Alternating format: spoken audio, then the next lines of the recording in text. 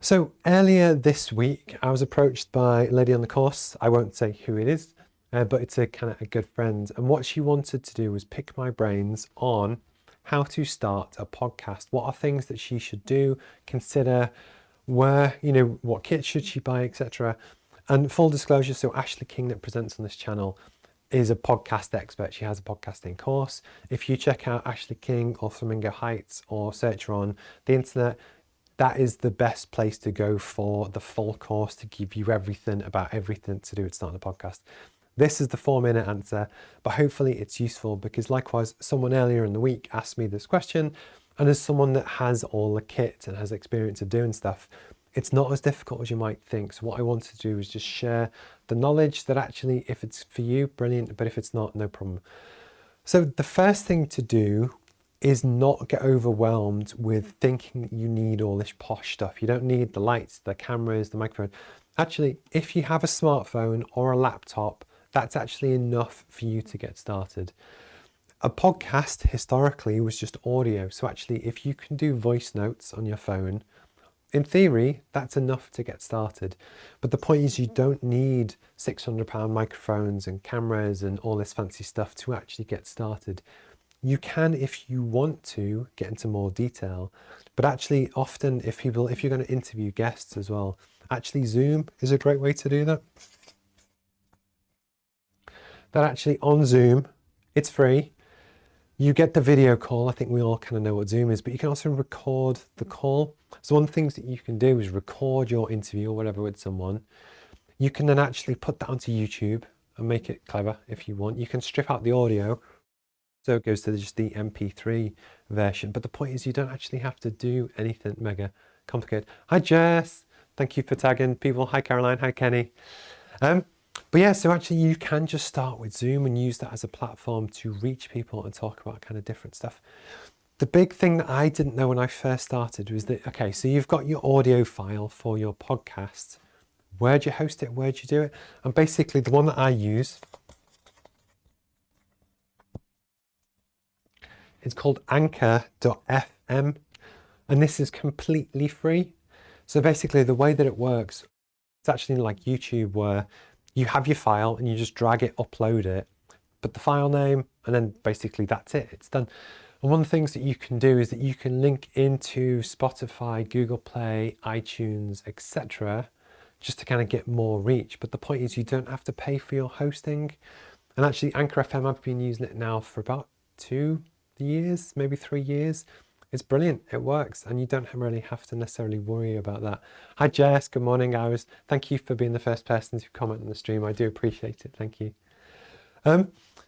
So now you've got the ability to record whatever it is that you want to do. So Zoom is a great way to do that. When I do mine, although I link my cameras directly into the feed, my guests come in via Zoom, so that's more than kind of good enough. You can host it on Anchor FM, but also YouTube is a great place to host the video. So YouTube is the world's second biggest search engine. That actually, why would you not put it on there? It's free, kind of makes sense. The one thing that I would say, the most important thing is actually to find something that you're passionate about. Because if you're going to do a podcast, and it's all about consistency, you need something that you're passionate about, that you can talk about week in, week out, that you really love to do. If you start a podcast about pens, you better love pens and be wanting to talk to people about every single thing, about every other thing that you could talk about. But the point is, if it's HR or people or passion or culture or travel or whatever, you have to pick a topic which you absolutely love, because otherwise you will soon get bored of it. And the truth is, people will tell, as well, I love tech, I love a lot of different kind of stuff, but I actually love talking to people. So with my guests, I never actually do that much prep, because I want the genuine interaction when actually I ask them questions about their life or their business. But actually, if I don't know the answer, for me, that's a better interview, because it's a genuine conversation. As well, if I had a whole script and I knew all the answers, I think it'd be a bit crap. But the whole point is, it's just finding what your passion is and actually build it on that. Because if you try and do something to just make money from it, chances are it will be a much longer, tougher, harder slog than you might think, that you probably will give up. But actually, if it's something that you would happily do and talk to for free, for fun, that's a good kind of place to start. Yeah, last but not least, don't do it to try and make money from it. I promise you that even if you have 100,000 views on YouTube for your video, you're only really looking at a few £100 in AdSense. If you're really lucky, a good channel might get 7,000 views on a video, in which case you're kind of looking at 60, 70 quid, but it's a hard slog to get to that point that actually, as long as you don't go into it thinking you're going to be the next Joe Rogan, it's fine to do it and do it for fun and do it in a way that when we broadcast like this, it's that push notification, you know, there's an amplification of what you're trying to do that really kind of helps. But actually just don't do it thinking that you're going to become a millionaire, because actually it is a tough gig to do it and keep doing it and whatever. And then just to keep it fresh for me, generally I switch between the live streams, which is this kind of thing where I just talk to a camera for 40 minutes. And over there, it's a different shot in the same room where it's a podcast where it's all about the other person.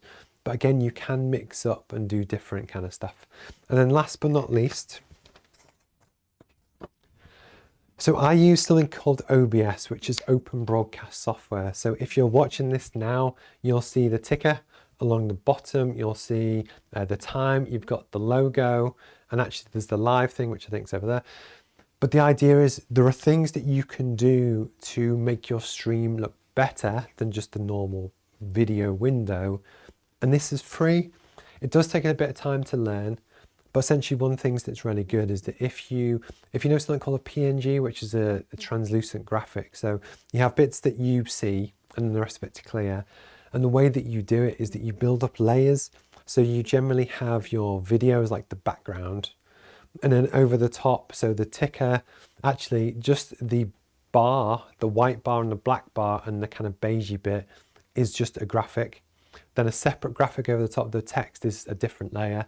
Then we have the clock is a different layer again, the live and the logo. But the idea is you build it up, and then if you've got a decent machine, basically that gobbles through it all and processes it to then push it out live. But the point is you can actually learn and do all this for free. So even if you talk to people on Zoom and the window doesn't look that impressive, there are things you can do and learn to do completely for free, which will really kind of help you.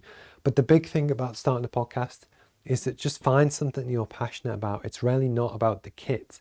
It's about the topic, it's about the content, and really can you give value to people. And then a shout out to Ashley King again, because she has a fantastic podcast course again. So if you search for Flamingo Heights or Ashley King or lots of other kind of stuff, that is where I would go to basically deep dive into doing it properly. But this was just a really quick YouTube type answer.